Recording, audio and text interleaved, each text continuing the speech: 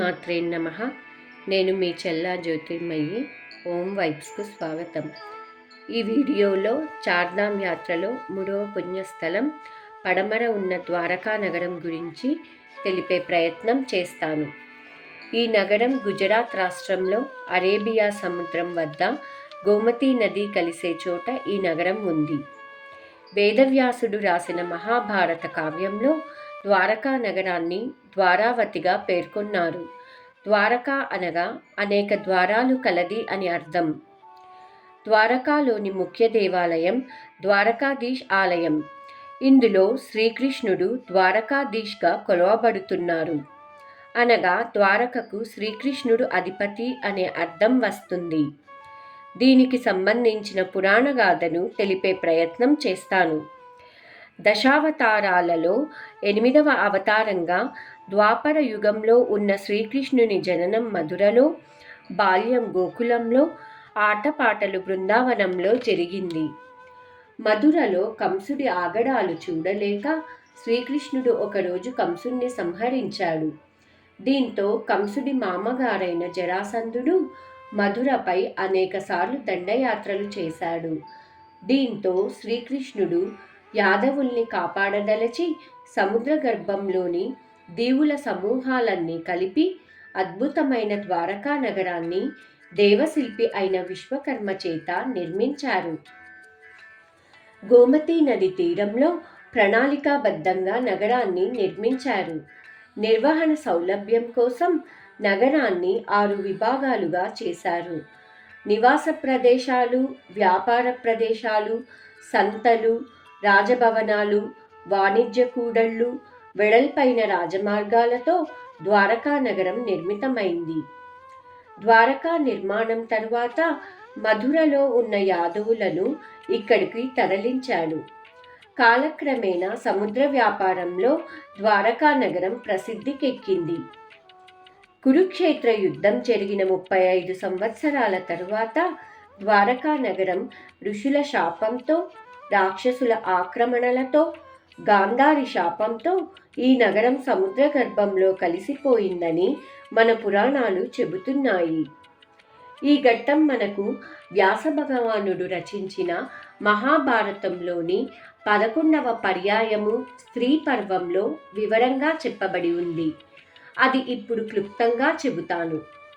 మహాభారత యుద్ధం తర్వాత విగత జీవులై పడి ఉన్న కౌరవ పుత్రులను చూసిన గాంధారి దుఃఖంలో రోదిస్తూ, కౌరవ పాండవ యుద్ధాన్ని నివారించలేకపోయావు, న్యాయాలు తెలిసిన సమర్థుడివి అయ్యుండి మృదుమధుర మాటలతో పనులు చక్కపెట్టలేదు ఎందుకని గాంధారి శ్రీకృష్ణుడిని ప్రశ్నించగా, అందుకు శ్రీకృష్ణుడు, పూర్వజన్మలో ధృతరాష్ట్రుడు 100 హంస పిల్లలను సంహరించాడు. దాని ప్రతిఫలమే అతను 100 కుమారులను కోల్పోవడం అని చెబుతారు. గత జన్మలో ధృతరాష్ట్రుడు తప్పు చేశాడు, శిక్షకు అర్హుడు. ఏ తప్పు చేయని నాకు ఎందుకు శిక్ష అని విలపిస్తూ దాయాదులు వాళ్లల్లో వాళ్ళు వైరం పెంచుకొని చనిపోయేటట్లు చేశావు. నీ దాయాదులు కూడా ఇలాగే కలహించుకొని నశిస్తారు. ఇది సత్యం అంటూ సుదీర్ఘకాలం పవిత్రతగా గడిపిన పుణ్యఫలం కలిగిన తపశ్శక్తితో శపించింది గాంధారీదేవి. అందుకు శ్రీకృష్ణుడు చిరునవ్వుతో, యాదవులకు మునీశ్వరులు ఇచ్చిన శాపాన్నే మళ్ళీ ఇచ్చావు, ఇదేమీ కొత్త కాదు అంటూ శాంతవదనంతోనే వివరించారు. ఈ మునీశ్వరుల శాపం మహాభారతంలోని 16వ పర్యాయము మౌసల పర్వములో వివరంగా ఉంది. చాలా కాలము కిందట కన్వుడు, నారదుడు, విశ్వామిత్రుడు మొదలైన మునులు శ్రీకృష్ణుని చూడటానికి ద్వారకకు వచ్చారు. మునులను ఆట పట్టించాలని యాదవులు శ్రీకృష్ణుని చిన్న కుమారుడు సాంబడికి ఆడవేషము వేసి అతడిని మునుల వద్దకు తీసుకొచ్చి, మునులారా, ఈమె మా స్నేహితుడు బభ్రుడి భార్య. వారికి చాలా కాలంగా సంతానము లేదు. వారికి సంతానము కలుగుతుందా లేదా తెలియజేయండి అని అడిగారు. వారి ముఖాలు చూడగానే తమని హేళన చేస్తున్నారని గ్రహించిన మునులు, ఇతడు శ్రీకృష్ణుడు కుమారుడు మగవాడు, మీరు ఆట పట్టించినందుకు ఇతను ఒక ముసలమును అంటే రోకలిని కంటాడు. ఆ ముసలము శ్రీకృష్ణుడు బలరాములను తప్ప మిగిలిన యాదవులందరినీ సర్వనాశనం చేస్తుంది. బలరాముడు యోగనిద్రలో సముద్రంలో ప్రవేశిస్తాడు.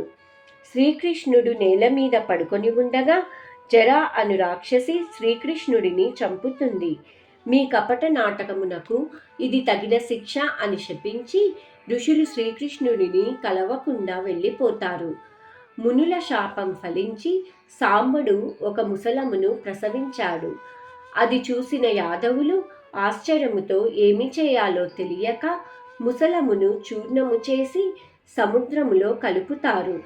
ఇక ముసలము వలన ఆపద ఉండదు అనుకుని ఆ విషయం మర్చిపోతారు.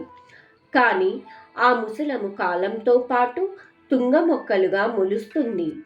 మహాభారత యుద్ధం జరిగిన 35 సంవత్సరాల తరువాత ఒకరోజు యాదవులందరూ మద్యం సేవించిన మత్తులో ఆ తుంగ మొక్కలతో ఒకరికొకరు కొట్టుకొని అందరూ మరణిస్తారు. అది చూసిన శ్రీకృష్ణుడు అర్జునుడిని పిలిచి అంతఃపుర స్త్రీలను హస్తినకు తరలించమని, త్వరలో ద్వారక నగరం సముద్రగర్భంలో కలుస్తుందని ఈ పద్యం ద్వారా చెబుతాడు. తరువాత యోగనిద్రలో ఉండి బలరాముడు సముద్ర గర్భంలో కలిసిపోతాడు. ఇది చూసిన శ్రీకృష్ణుడు ఈ భూలోకములో తన కార్యనిర్వహణ భగవద్గీత ద్వారా పూర్తి అయ్యింది అని తలిచి శరీరమును వదిలిపెట్టి సమయము వచ్చిందని గ్రహించి యోగ సమాధిలోకి వెళ్ళాడు. అప్పుడు ఒక వేటగాడిని జరా అనే రాక్షసి ఆవహించి శ్రీకృష్ణుడి కాళ్లను చూసి ఒక లేడీ అనే భ్రాంతిని కలగజేసింది. వేటగాడు శ్రీకృష్ణుని కాలుకు గురిపెట్టి ఒక బాణమును వదిలాడు. ఆ బాణము శ్రీకృష్ణుడి పాదములో గుచ్చుకోగానే తనువు చాలించి శ్రీకృష్ణుడు వైకుంఠమునకు చేరుకున్నాడు. అర్జునుడు హస్తినా నగరముకు బయలుదేరగానే ద్వారకా నగరం సముద్ర గర్భంలో కలిసిపోయిందని పురాణాలు చెబుతున్నాయి. తరువాత ఎంతోమంది రాజవంశీకులు ఈ ద్వారకా నగరాన్ని నిర్మించిన 6 సార్లు సాగర గర్భంలో మునిగిపోయింది. ప్రస్తుతం ఉన్న ఆలయం బ్రిటిష్ వారు గైక్వాడ్ వంశస్థులచే చాళుక్య నిర్మాణ శైలిలో నిర్మించారు. ఈ ఆలయాన్ని 8వ శతాబ్దంలో ఆదిశంకరాచార్యుల వారు సందర్శించి ద్వారకా పీఠాన్ని స్థాపించారు. ద్వారకా నగరము 2 విభాగాలుగా ఉంటుంది. మొదటిది గోమతీ ద్వారక, రెండవది బేట్ ద్వారక. గోమతీ ద్వారక ఆలయంలో ద్వారకాధీశుడు 4 చేతులతో ఉంటాడు. ఒక చేతిలో శంఖం, మరొక చేతిలో సుదర్శన చక్రం, ఇంకో చేతిలో గద ఉండగా 4వ చేతిలో తామర పుష్పం ఉంది. ఈ ఆలయంలో వల్లభాచార్యుల వారి చేత రాయబడిన పుష్టి మార్గం పూజా విధానాన్ని ఆచరిస్తున్నారు. గర్భగుడిలో ఉన్న ద్వారకాధీశుడికి ప్రతిరోజు 11 సార్లు నైవేద్యం, 4 సార్లు హారతి ఇస్తారు. ఉదయం మంగళ హారతితోటి ద్వారకాధీశుడిని మేల్కొలుపు జరుగుతుంది. శృంగార హారతితో ఆయనను అలంకరిస్తారు. మధ్యాహ్నం విశ్రాంతి తరువాత సాయంత్రం సంధ్యాహారతి, రాత్రి పవళింపు సేవతో హారతి జరుగుతుంది. గోమతీ నగరంలో శ్రీకృష్ణుడు రాజ్యాన్ని చూసుకునేవాడని, రాత్రి సమయంలో బేట్ ద్వారకకు వెళ్ళేవారని స్థల పురాణం. గోమతీ నదిపై నిర్మించిన పాదచారుల వంతెన సుదామ సేతు. ఈ వంతెన బేట్ ద్వారకలో ఉంది. బేట్ అనగా బహుమతి. ఈ బేట్ ద్వారకాలోనే శ్రీకృష్ణుడి చిన్ననాటి గురుకుల స్నేహితుడు కుచేలుడు గుప్పెడు అటుకులని శ్రీకృష్ణుడికి బహుమతిగా ఇచ్చిన ప్రదేశం. అందుకే దీనిని బేట్ ద్వారక అని పిలుస్తారు. శ్రీకృష్ణుడి ఆలయ సమీపంలోనే రుక్మిణీదేవి, రాధాదేవి మొదలైన మూర్తుల ఆలయాలు కూడా ఉన్నాయి. ద్వారకాపురి 1443వ సంవత్సరంలో సాగర గర్భంలో మునిగిపోయింది. అయితే 1983 నుంచి 86 సంవత్సరంలో గుజరాత్ సముద్ర తీరంలో జరిగిన ఒక పరిశోధనలో ఆసక్తికర విషయాలు బయటపడ్డాయి. ప్రముఖ ఆర్కియాలజిస్ట్ డాక్టర్ ఎస్ఆర్ రావు గారి ఆధ్వర్యంలో జరిగిన పరిశోధనల్లో ద్వారకా నగరం గురించి బయటపడింది. క్రమబద్ధమైన నిర్మాణాలకు సంబంధించిన రాతి కట్టడాల ఫోటోలను విడుదల చేశారు. కొంతమంది అనుభవజ్ఞుల ప్రకారం భారతంలోని ద్వారకా నగరానికి సముద్ర గర్భంలో దొరికిన ఫోటోస్ ఆధారాలకి పొంతన ఉందని చెబుతున్నారు. మొత్తంగా చెప్పాలంటే శ్రీకృష్ణుని ద్వారకా నగరం సముద్ర గర్భంలో ఇంకా ఉందని పరిశోధకుల అభిప్రాయం. ఇంతటి విశిష్టమైన ద్వారకా నగరం 108 దివ్యక్షేత్రాలలో ఒకటిగా, సప్తమోక్ష నగరాలలోనూ ఒకటిగా, శ్రీకృష్ణుడు నడయాడిన భూమిగా, ఎంతో చారిత్రక విశేషం కలిగిన ఈ దివ్యక్షేత్రం అందరూ సందర్శించవలసిన పుణ్యస్థలం. ఇంతటితో చార్ధామ్ యాత్రలో 3వ పుణ్యస్థలం ద్వారకా నగర విశిష్టత సంపూర్ణం. సర్వే జనా సుఖినో భవంతు.